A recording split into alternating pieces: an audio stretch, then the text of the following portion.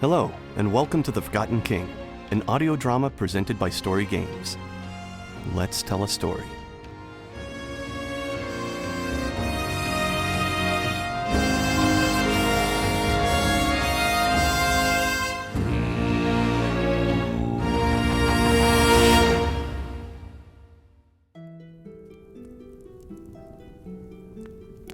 Zorion loved meadows. The way the tiny blades of grass stood tall to reach the sun and kiss the sky. How the marigolds and the lily lights, strawberry tulips and honey yellows danced among the green grass like women on stilts. Perfumes wafted on the air above a good meadow.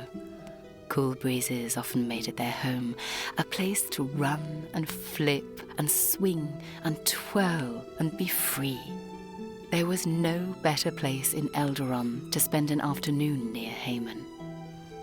And since the old Seer was keen to all sorts of tricks and oddities, on this cold afternoon in the draughty castle of Arron, his library didn't hold the typical warmth the candles and leather-bound books provided. That and Kyla and Thario had joined his space. They were like two little squirrels chasing each other from oak to cedar to poplar to boa. It was lovely to see, obviously. Such youthful bliss, such innocence, such naivety, such joy. It made him sad to see something so beautiful in his old withered library. And so the occasion called for a turn of atmosphere. "If you'll come this way, my gentle lady and gentleman of Arron, I would very much like to take you on a bit of an adventure. If you'd care for a change of scene." Zorion gathered Kyla and Thario before his bookcase. "I definitely want to get out of here," Kyla stammered. "Can I go to the lavatory first, please?" Thario said on his tiptoes. "Oh, Shire, bless me, I would have killed my own children, I think, and become a seer of Manon instead of whatever it is I am. Oh, just stand there, please, and don't move for a moment, or talk, if you can manage." "I can manage," Kyla smarted. "She cannot," Thario added. "Do either of you know what a seer's sphere is?" Zorion said as he pulled a black leather-bound tome from his library. Kyla had not seen him open this one before, but she had an inkling of what it might do. "I don't," Thario admitted, dying to know what it was. Kyla didn't waste breath on a reply. She knew Zorion didn't want to hear the answer. "A seer's sphere is a portal. It is a door. It is a path. It is a purpose." He held the book in his right hand and held it up for Thario and Kyla to observe. It had no markings or writing, no symbols or text. Instead, it looked like a black box that held all the mysteries of Eldaron inside. "I don't see anything," Kyla struggled, forcing her eyes to see what the seer saw. "Not seeing anything is a very good way to start seeing everything." The old wizard laughed at the quip. Thario let his heart fill with a deep breath. His palms were already sweating. He knew the next few moments were going to change his life forever. "If I may ask you two hummingbirds to hold hands for a moment." He paused to let them obey. They did. "Lovely. Now, watch how a book becomes more than pages and ink." The book grew in size, expanding from each corner, getting longer and longer. See how the black becomes brown and the rectangle becomes clear? The book suddenly was a door, with a handle and a frame as clear as the bookcase it covered. See now how the door becomes a path you must choose to follow without my help or your parents. Now Kyla and Thario were in a black space, A room, maybe, or a half-dome. It was a black sphere that had no ending and no beginning, but as they held hands, they were certain they were at its heart. And the path isn't always clear. In fact, it is almost always shrouded in darkness. The room had borders now, and a frame. It was a place after all, a definite place Kyla and Thario were standing in together. But with sight, and with love, and with knowledge, and with time, the darkness begins to fade, and beauty can be seen in all the world. And now Kyla and Thario stood in a meadow that only Thario's dreams could have seen until then. There were honey yellows and butterbees, candy cane, and grass so green it looked like tiny shards of stained glass had found a home in a bed of flowers, with a blue sky blanket and pillowy clouds up above. A Seer's sphere is all of these things and none of these things. And for today, my young princess and my young unknowing apprentice, it will act as a training room for our art.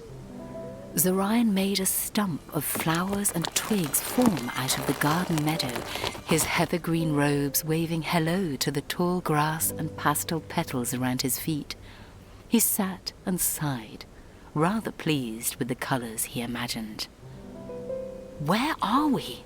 Thario asked, genuinely curious if they were in the library, or Eldaron, or somewhere else. "We are exactly where we need to be," Kyla said, running over to a thin pebbled stream that had water running like liquid glass over the stones in its bed. Colourful spotted trite glided in the stream, slipping and living with the moving water harmoniously. Kyla could have sworn one of them winked at her. "I want to ask more questions, but I think it would be best to just listen for a while," Thario concluded, walking over to Zorion. "You have no idea what you've gotten yourself into, have you, son?" "Certainly not. But you do seem well-read. That will help you on quite a bit of the journey you have to come." "Can you tell me anything about it?" The blind man smiled. "I can't. I do wish I could, but I'll be glad to watch it unfold by your side as it does." Kyla was taking off her formal gown by the stream. Underneath her gown she had informal light linen casual wear that flattered her well. "Is she going to jump in there?" Thario hoped. She'd better not. I don't think you'd be able to focus on anything if she did. And I brought you here for a far better reason than her. So I think you should go persuade her not to." Thario's face twisted with concern, and he lunged in the direction of the stream. "Princess Kyla!" he shouted after her. Kyla was already unbuttoning the top of her blouse. "What is it, farm boy?" "Don't call me that. Zorion said we can't swim. We shouldn't swim right now, and we have to—" Kyla jumped into a deep pool of the stream with a scream. "Oh dear." Thario halted, hands on his head, and turned, defeated, to face Zorion. Oddly, Zorion seemed to not be paying attention at all. Instead, it looked as though he was talking to the flowers, or maybe singing to them. It was hard to tell, but they seemed to love him. "Kyla!" Thario shouted at her once she rose from the pool. His eyes widened when he saw her through the crystal water. The roots and branches, flowers and leaves around the stream seemed to stare at the Princess of Arrenhal, remembering her like a memory they were sad and glad to see again. Thario thought she might have turned into a mermaid of the blue gulf in the south of Eldaron, a siren sent to steal his heart and drink his blood. That's what Thario wished, at least, for a second or two longer than he should have allowed. Did Zorion say apprentice? What were they doing here? Where were they in the first place? "Get out! Please get out! Please get out!" Thario said nervously from the bank. "I'll get out if you get in," Kyla cooed from the water, glistening in the sun. That doesn't make any sense. It does to me. Take off your shirt and get in. I'll get out the second you come up from the bottom. Thario hated every word she spoke to him so defiantly, which made it strange that he felt love drunk as he took off his rough-spun shirt and leapt through the air. He barely made a splash, and the water felt cool and deep and clean as it washed over his skin and face and hair and eyes. When he rose to the surface, Kyla was smiling at him, and Thario was certain the Seer's sphere was actually a portal to Shire's domain, to the bright golden clouds and warm sunrises that turned to sunsets, because there, in the glow of the meadow, with Kyla smiling at him, she looked like everything Thario could imagine Shire to look like. It would haunt his dreams forever. "Shall we begin?" Zorion sniffed, miraculously appearing next to Thario out of thin air. Wasn't he just singing to the flowers? "I've been ready for ages." Thario got all distracted by the flowers. Kyla swam past Thario, just close enough that their bodies touched underwater. Thario was worried he might drown above the water. "What are we beginning exactly?" Thario asked as he followed Kyla out of the water. "Just stand over there a ways," Zorion said, pointing his Seer's staff to his right. Kyla was already standing 10 paces away from his left. She was dry already, which was odd.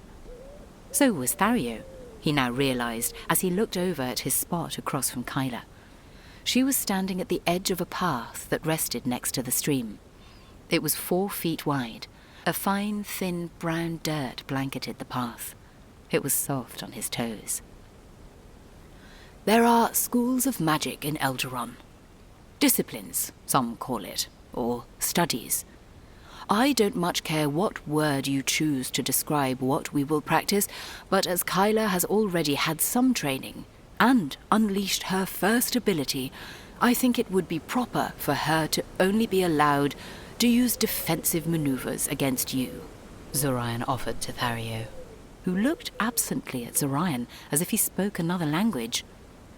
"Against me? Doing what? Do you mean fighting?" Thario shrugged, folding his arms around his waist. "You were there when Gale promised books instead of fighting?" "I remember the promise. There are no swords here, Master Thario. No blades, no daggers, or trinkets or toys. Just your mind. Just your imagination. Just the light your voice is speaking into creation. And it's time to see what words you know." Zorion raised his staff into the air and slammed its base into the dirt. A powerful gust of wind burst from the staff and whipped down the path across the ankles of Kyla and Thario. Thario felt heat on his hands and a burning coil in his lower gut. He looked at Kyla, who definitely looked more confident, as usual, and set off in a sprint towards her. He jumped high and raised his right fist into the air. A white arcanic shield blipped into existence for half a second, then evaporated just as his closed fingers met Kyla. Thario twisted and kicked, aerialed and spun, a whipping torrent of fists, feet and knees. A blur of white light seemed to echo his limbs, and sometimes they seemed to lead them. Kyla was 1 step ahead, of course. She stepped back and to the side, dodging each of Thario's attacks with little pockets of wind assisting her evasive movements. A bend, a duck, a strafe of white light, and Kyla remained unharmed. "He's faster than I thought he'd be," Kyla said, completely unthreatened. Yes, I agree," Zorion responded. "Why am I getting so hot?" Thario asked mid-flurry. Sweat dripped down his head, and his hands and feet were like burning coals.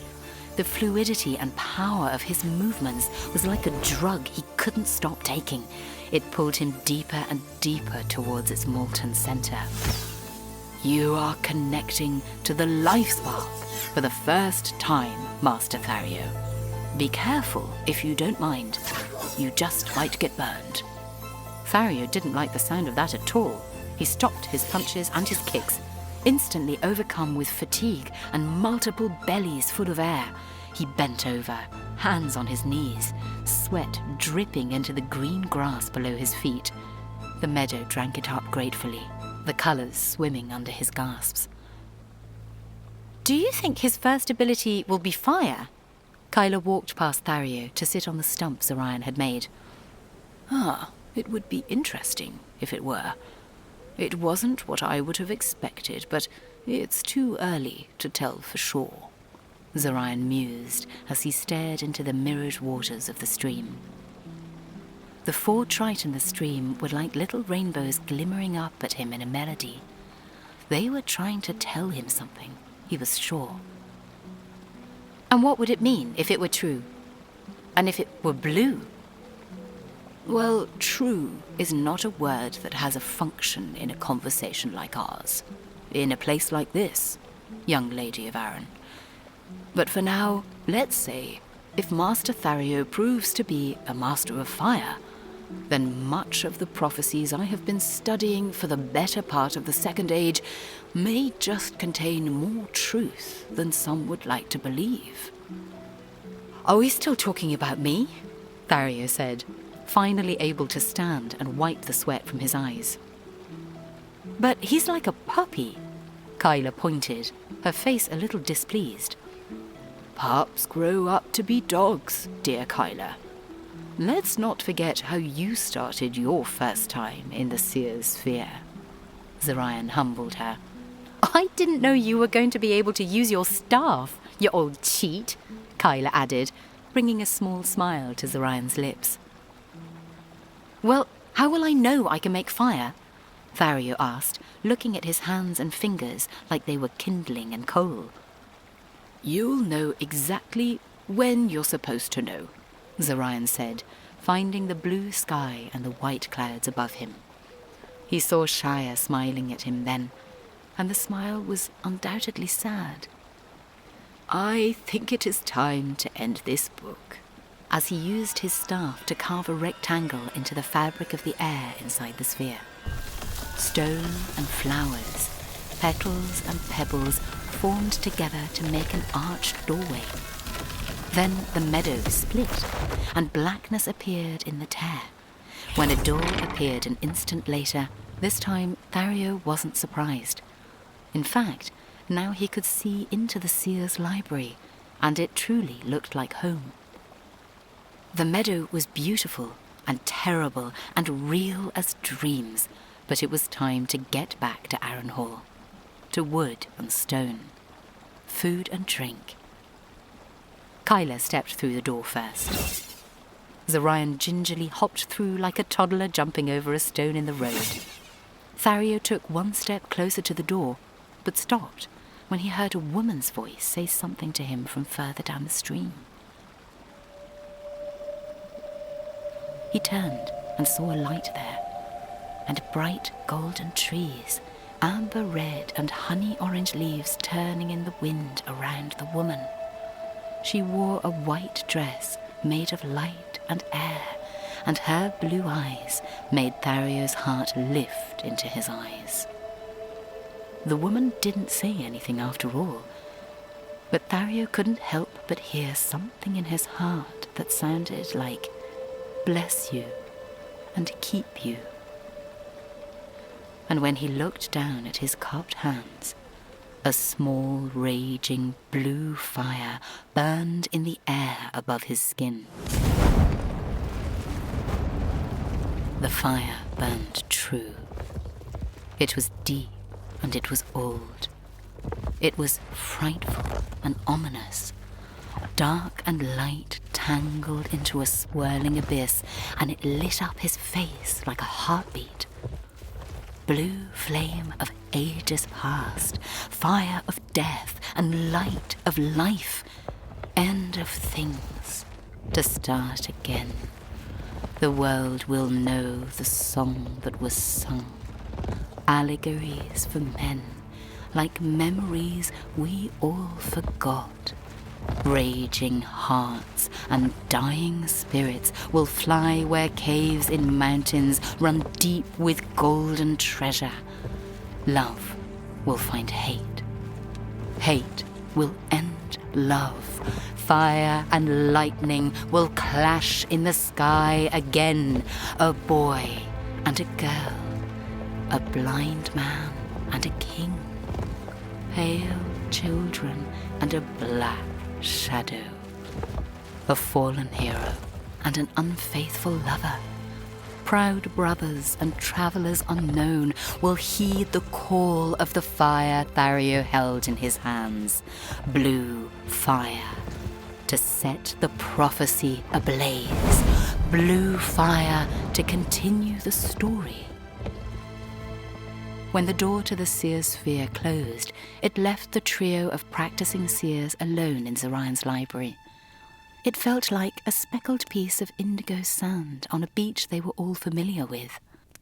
"I do love the smell of books," Thario said, wiping his still steaming hands together to cool them off. Zorion may or may not have noticed. "That's exactly what I was going to say." Zorion whistled from his perch behind the desk. "I'm starving," Kyla hollered as she left the library quickly. Thario felt a compulsion to call after her, a heartfelt good night, but instead he turned to the Master Seer. "Good night, Master Zorion." "It isn't yet midday, young Thario." The Seer mischievously smiled as he slowly raised his left hand, palm up, and the windows in the room filled with light again. And there it was, plain as day, the early morning sun, and the sound of singing birds caught on the wind between the green leaves. How long were we gone? Thario marvelled at the seemingly absent span of time they had spent in the Seer sphere. But a moment, Thario. It just took a lifetime to get there and back. The wizard smiled as he bid Thario farewell without saying a word. Back in the hallway to his room, Thario couldn't help but study the skin of his hands. Where had the fire come from? Why was it blue? How could he bring the fire back again? Could it turn other colours? Did it mean he was a seer? How many seers were there in the world? And a litany more questions that pecked at him like a woodcaller. When he opened the door to his chamber, he didn't like what he saw. It made the myriad of questions shut off like a waterfall suddenly left in a drought. "What are you doing?" Thario commanded of the servant. I was told to clean your quarters, sir," a young boy pleaded, pulling his fingers from his tunic rather quickly. "And what is that you placed in your pocket just now?" Thario stood tall. Nothing, sir. I promise." It was a medallion. It wasn't on the mantel above the fireplace any longer. It was a medal of valour Thario's father had earned for his time in service to the crown. It was all Thario had left of him now. "I'm going to need that back before you've finished cleaning," Thario said, opening the door to the hallway and ushering the young castle keeper out. The boy made his way slowly around Thario's bed, hand back in his pocket. "My dad has been sick. We don't have that much gold coin and I—" The teenager lunged for the door to escape. Just as he passed Thario, Thario felt a blue surge explode in his chest.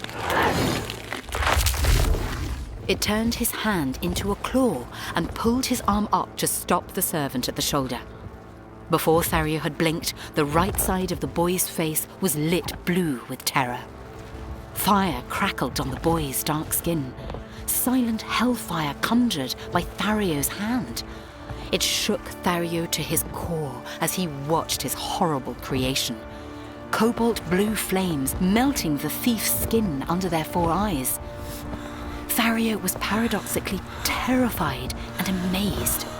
He cried at his power, marvelled at its potential, and it stopped the breath in his lungs to look at the boy's face who burned from its existence. It scared him how much the boy's face looked like his own as he screamed.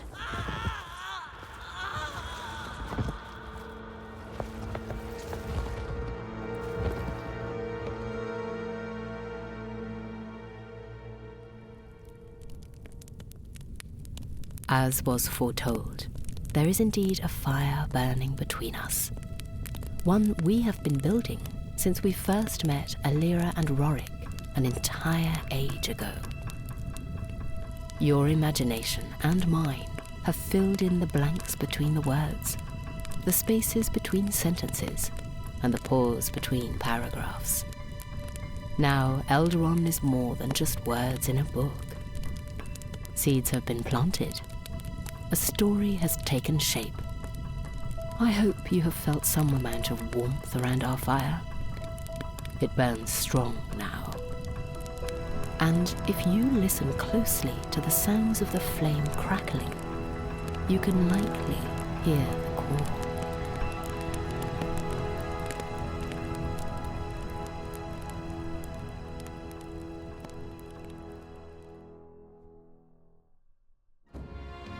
The Forgotten King was created and written by Michael Stagliano. Story by Michaela Oberhofer, El Silito, Matthew Pajad, Maisie Foth, Matthew O'Connell, and Stephen Stagliano. Voice narration by Kitty Liddon. Sound design and scoring by Chris Kirk. Produced by Greg Wood and Emil Hanton.